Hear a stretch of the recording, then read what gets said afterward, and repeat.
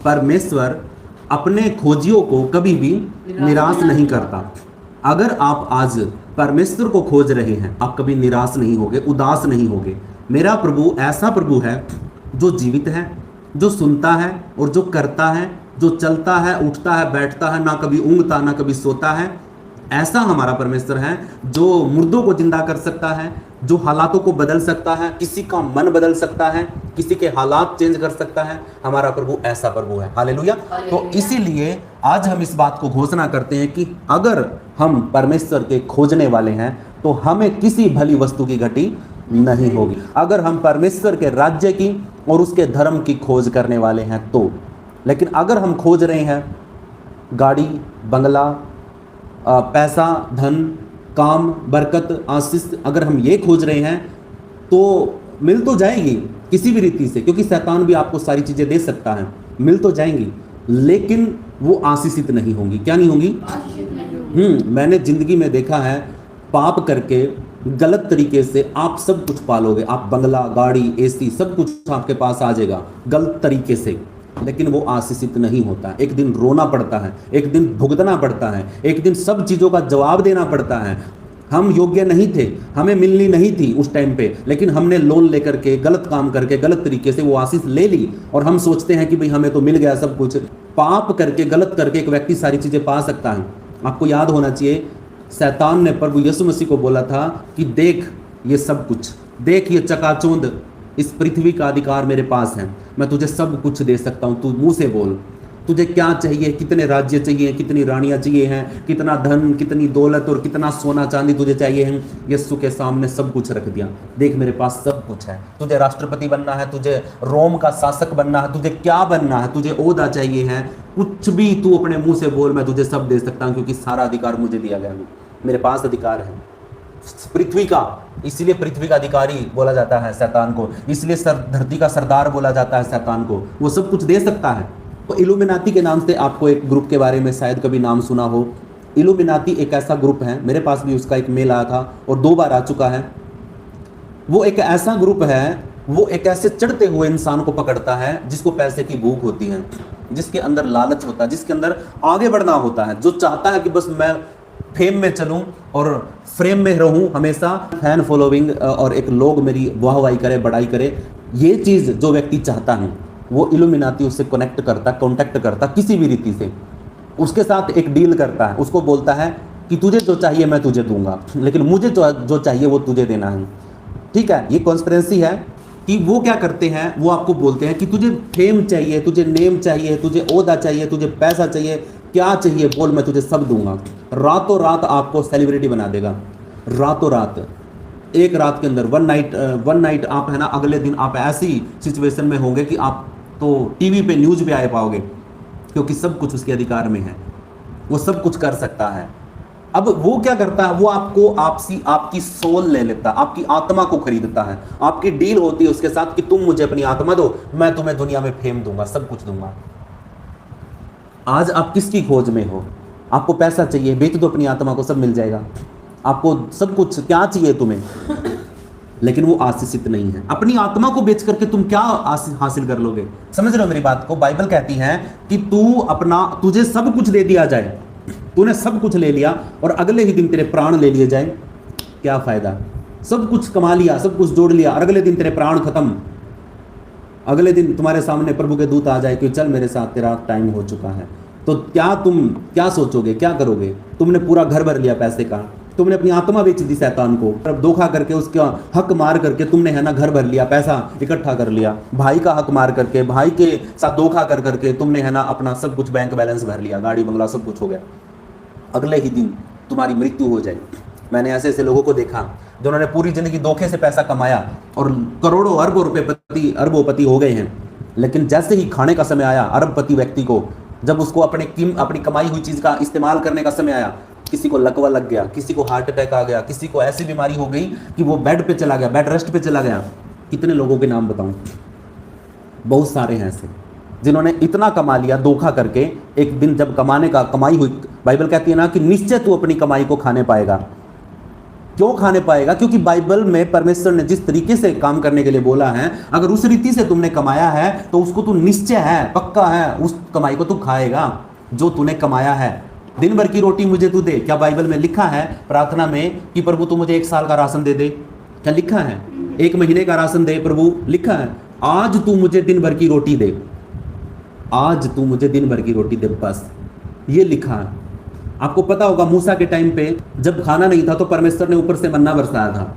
अब वो मन्ना बरसाया, कुछ लोगों को लालच था कि कल बटोरने से अच्छा क्या करूं, मैं आज ही इकट्ठा कर लेता हूं सारा, 2 बैग 2 कटोरे भर लेता हूं, 2 टोकरियां भर लेता हूं, कल को बटोरना नहीं पड़ेगा, क्या पता प्रभु कल को बरसाए ना या ना बरसाए।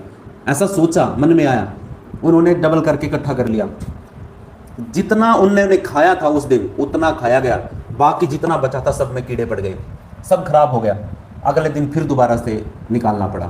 मतलब हम जो आगे के लिए सोच रखे हैं कि भी मतलब मैं कल खाऊंगा, कल के लिए ये खाना है, ये परसों के लिए, ये तरसों के लिए है, ऐसा हम इकट्ठा करते हैं, वो खाना कभी वो आशीषित नहीं होता है, वो बरकत नहीं देगा। इसलिए परमेश्वर अपने खोजने वालों को कभी निराश नहीं करता है। इसलिए आओ खोजो, सिर्फ और सिर्फ परमेश्वर की और परमेश्वर की धार्मिकता और उसके राज्य को खोजो, बाकी सब कुछ तुम्हारे पीछे पीछे आएगा।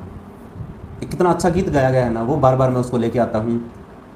तू खोज खुदावंद का राज, बरकतें खुद ब खुद आएंगी। तो बरकतें खुद ब खुद आएंगी। जो वस्तुएं तुम ढूंढते फिर रहे हो ना, जिसके लिए तुम मेहनत कर रहे हो, लोन ले रहे हो, कर्ज ले रहे हो, लोगों के साथ धोखा कर रहे हो, चीटिंग कर रहे हो, मर्डर कर रहे हो और पता नहीं क्या क्या कर रहे हैं, उन चीज़ों को पाने के लिए, उन चीज़ों को तुम्हें फ्री में मिलने वाली है अगर तुम परमेश्वर के राज्य की और परमेश्वर के धार्मिकता की अगर आप खोज करते हैं। तो आज मेरे प्रिय, पूरी दुनिया धन, नौकरी, सफलता, घर, गाड़ी और भविष्य के पीछे भाग रही है। सब लोग ये सोचते हैं कि भाई मेरा धन इकट्ठा हो जाए, मेरी नौकरी सरकारी लग जाए, मैं सफल हो जाऊं, एक सफल इंसान बोला जाऊं, मेरे पास घर हो, गाड़ी हो, मेरा भविष्य सुरक्षित हो। ये सब कुछ हम चाहते हैं, बहुत सारी दुनिया के लोग ये चाहते हैं। अपनी आवश्यकताओं के लिए मेहनत करते हैं, क्या करते हैं, इनको पूरा करने के लिए दिन सुबह टिफिन उठाते हैं रोटी डाल करके और शाम को आते हैं। आपको पता है मेहनत से काम करने वाला व्यक्ति सिर्फ 2 टाइम की रोटी ही कमा पाता है, वो सारी उन चीज़ों को नहीं पा पाता। और आपको एक बात बताऊं, ये आप लिख के ले लो, जो व्यक्ति मेहनत करके सिर्फ दिन भर की रोटी ही कमा पाता है, उस व्यक्ति का दिल, उस व्यक्ति का मन और उस व्यक्ति की जो नीयत होती है ना, इतनी अच्छी होती है जैसे उस विधवा औरत की थी। उस विधवा ने सारा दिन मेहनत करके, जितनी भी मेहनत करी थी, उसने कमाया था, वो सारा का सारा उसने एक बार में ही दसवांश में डाल दिया। तो प्रभु ने खुद घोषणा किया, प्रभु ने खुद गवाही दिया कि इस औरत ने, इस विधवा औरत ने सबसे ज्यादा दिया है, तुम लोगों ने तो अपनी बढ़ती में से दिया है, थोड़ा दिया है, इसने तो घटती थी, उस घटती में से सारा दे दिया। समझ रहे हो?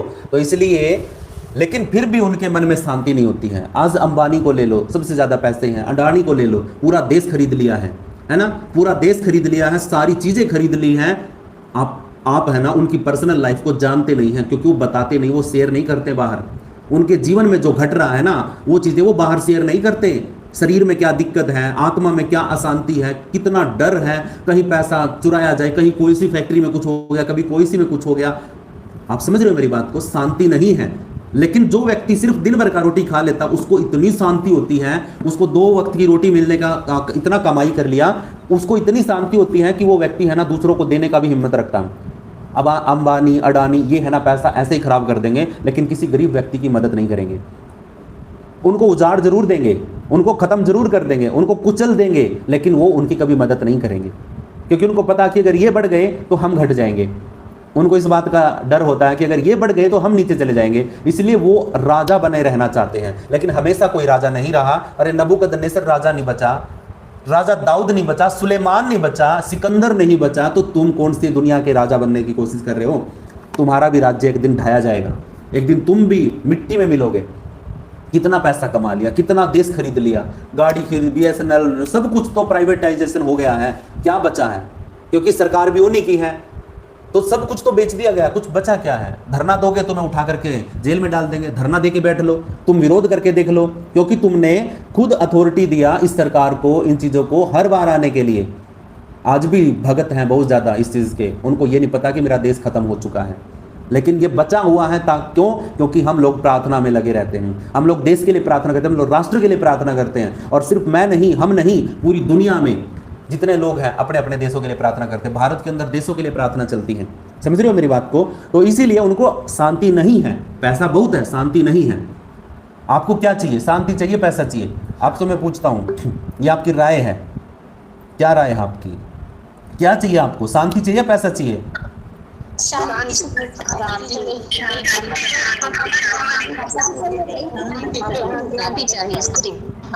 हाँ, आप सभी की राय है ना, शांति है। एक व्यक्ति दो स्वामियों की सेवा नहीं कर सकता। वचन में लिखा है, क्या लिखा है कि एक आदमी दो स्वामियों की सेवा नहीं कर सकता। एक व्यक्ति दो नावों में पैर नहीं रख सकता। एक आदमी दो हाथों में लड्डू नहीं रख सकता, है ना? इसीलिए आज हमने चुनना है कि हम किसकी सेवा करेंगे, धन की या परमेश्वर की? धन की या परमेश्वर की? धन और परमेश्वर दो अलग अलग राज्य हैं, साम्राज्य हैं। हम प्रभु से प्रार्थना करते हैं, प्रभु मेरे हाथों के कामों में बरकत दे, बरकत दे। बरकत का मतलब क्या? तुम थोड़ा कमाओगे, ज्यादा आशीष। जब बरकत नहीं होगी तो तुम ज्यादा कमाओगे और कुछ भी नहीं दिखेगा, तुम्हें पता भी नहीं चलेगा कि हाँ मेरी जरूरतें भी पूरी हो रही है कि नहीं हो रही हैं। आपने कभी देखा होगा, आप में से बहुत सारे लोग कॉल करते, पास्टर जी कमाते बहुत हैं, कमाई बहुत है, सरकारी नौकरी है, बिजनेस है, लेकिन पैसे का पता ही नहीं चलता, किधर गया किधर नहीं गया। हमारे तो हाथों में कुछ भी नहीं टिक रहा है, हमारे पास कुछ ऐसा भी नहीं है कि भी हमने कुछ जोड़ लिया हो, पता नहीं कहां जा रहा है। पैसे बहुत हैं, आते बहुत हैं, ये बरकत नहीं है, ये आशीष नहीं है, वो आशीषित पैसा नहीं है, इसलिए नहीं रुकता है। हालेलुया। यीशु हमें एक अलग जीवन पद्धति सिखाते हैं। वे कहते हैं कि यदि तुम पहले परमेश्वर के राज्य को खोजोगे तो तुम्हारी आवश्यकताओं की जिम्मेवारी किसकी हो जाती है? स्वयं परमेश्वर लेगा। कौन लेगा? परमेश्वर लेगा। आप किसी कंपनी में लग जाते हो, कंपनी में लग जाते हो तो आप जब वहां पे काम करोगे तो आपकी जिम्मेवारी, आपका इंश्योरेंस, आपका उठना बैठना, आपका खाना पीना, आपका रहना सहना कंपनी पे करती है, आपका ट्रैवलिंग पे करती है, टीए डीए ऐसे करके वो आपको है ना पे करती है, क्योंकि आपकी जिम्मेवारी अब उस कंपनी की होगी, क्योंकि आप उस कंपनी के लिए काम कर रहे हैं। अगर आपने कुछ गलत कर दिया तो कंपनी जिम्मेवार होगी इस चीज की, कंपनी को जवाब देना पड़ेगा। अगर आपने अच्छा काम किया है तो उसकी शाबाशी कंपनी को भी मिलेगी। अब जब आप परमेश्वर के राज्य की खोज करोगे और परमेश्वर के साथ चलोगे तो जो परमेश्वर का प्रॉफिट है, अब मैं सीधा बता रहा हूं, जो परमेश्वर की आशीषें हैं, जो बरकतें हैं, वो तुम्हें मिलेंगी या नहीं मिलेगी? और तुम जो करोगे उसका श्रेय तुम्हें भी मिलेगा और परमेश्वर को भी मिलेगा। तुम्हारे कर्मों के द्वारा, तुम्हारे कामों के द्वारा परमेश्वर को क्या मिलेगी? महिमा मिलेगी।